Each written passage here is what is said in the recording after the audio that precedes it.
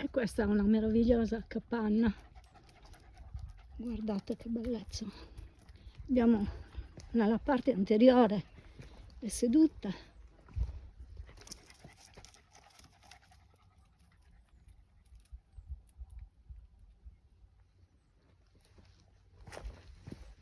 entriamo qua,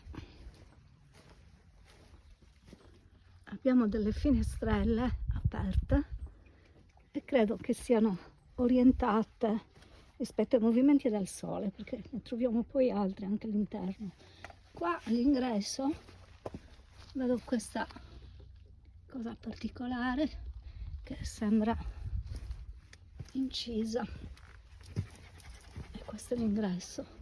Quindi qua abbiamo finestrelle, qua abbiamo delle celle, diverse celle, anche qua dove probabilmente venivano deposti oggetti furtivi. Questo sembra un piccolo altarino. E qua abbiamo ancora delle celle, e qua abbiamo una struttura più ampia.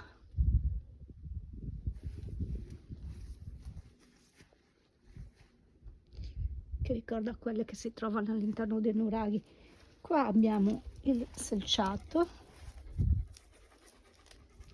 che se riesco a farvelo vedere sembra ancora integro, e qua abbiamo probabilmente i resti del focolare, un po' coperto dall'erba, ma comunque si vede, vedete?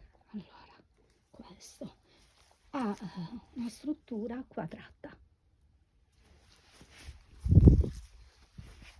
molto bella, tra l'altro abbastanza alta. E ora andiamo a vedere i resti del villaggio, altrettanto belli.